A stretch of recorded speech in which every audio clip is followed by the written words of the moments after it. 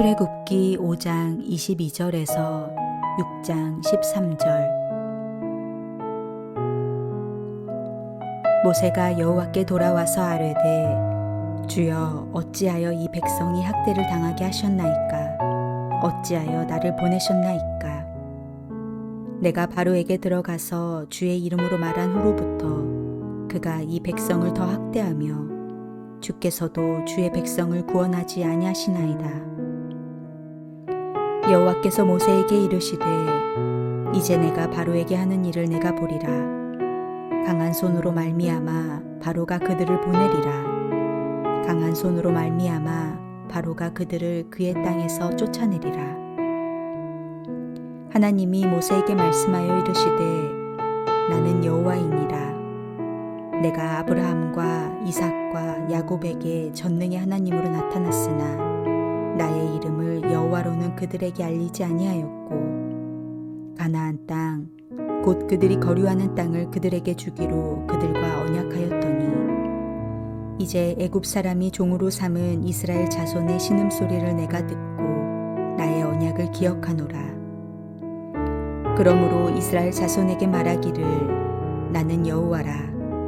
내가 애굽 사람의 무거운 짐 밑에서 너희를 빼내며 그들의 노역에서 너희를 건지며 편팔과 여러 큰 심판들로서 너희를 속량하여 너희를 내 백성으로 삼고 나는 너희 하나님이 되리니 나는 애굽 사람의 무거운 짐 밑에서 너희를 빼낸 너희의 하나님 여호와인 줄 너희가 알지라. 내가 아브라함과 이삭과 야곱에게 주기로 맹세한 땅으로 너희를 인도하고 그 땅을 너희에게 주어 기업을 삼게 하리라. 나는 여호와라 하셨다 하라.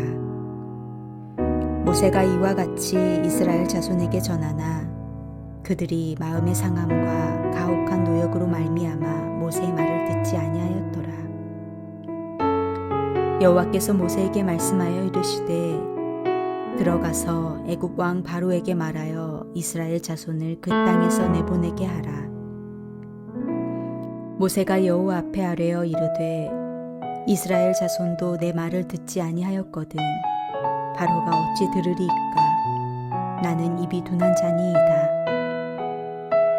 여호와께서 모세와 아론에게 말씀하사 그들로 이스라엘 자손과 애굽 왕 바로에게 명령을 전하고 이스라엘 자손을 애굽 땅에서 인도하여 내게 하시니라.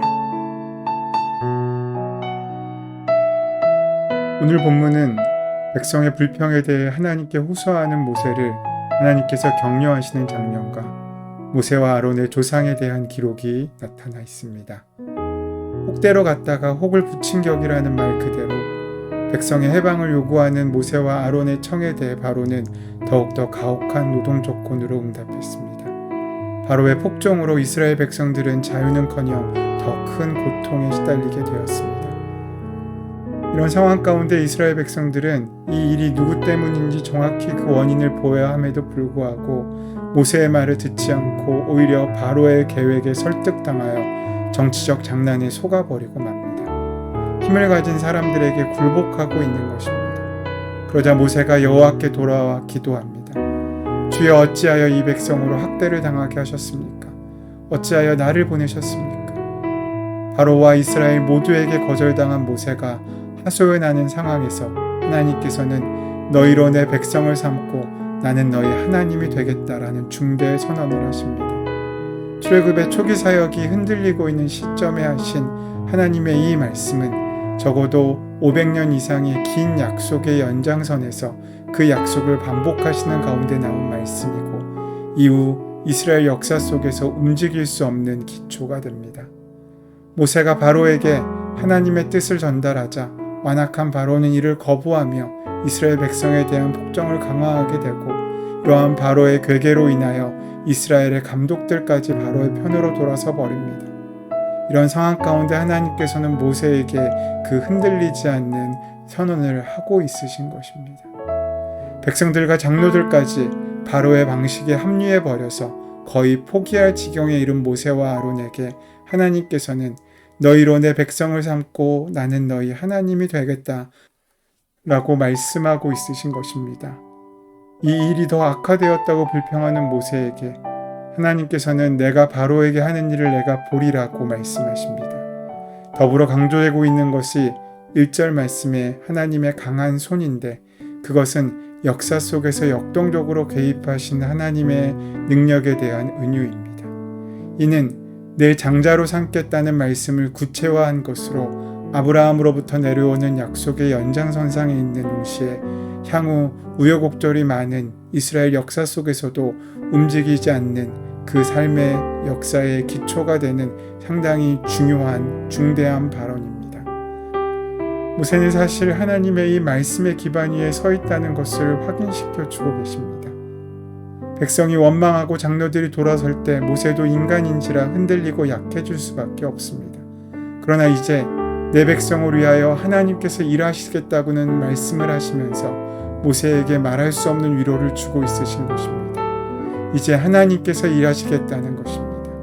모세가 이 말씀에 다시 힘을 얻고 이 같은 이야기를 백성에게 전합니다. 그러나 아직 안타까운 사실은 여호와 하나님이 너희를 자기 백성으로 삼으실 것이요 이제 하나님이 일하심으로 말미암아 애굽이 우리를 보내줄 것이며 쫓아낼 것이다 라는 놀라운 메시지를 듣고도 이스라엘 백성들은 모세를 따르지 않았다는 것입니다. 모세가 이러한 사실을 기운을 내어 다시 이스라엘의 장로들에게 말하지만 그들의 마음의 상황과 역사의 혹독함으로 인하여 그들 역시 모세의 말을 듣지 않습니다. 모세는 지금 이런 상황 가운데 하나님의 사역을 감당하고 있는 것입니다.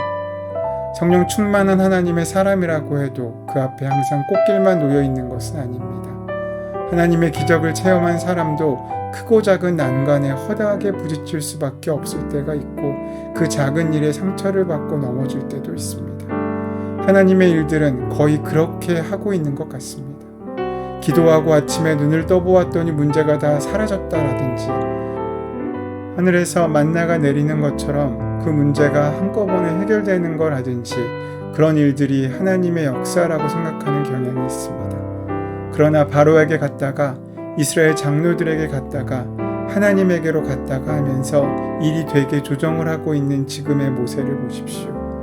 이렇게 모세의 사역은 애가 타고 피가 마르는 사역이었습니다. 바로와 이스라엘 백성 그리고 하나님 사이를 오가며 모세는 가슴 타는 사역을 해내고 있는 것입니다.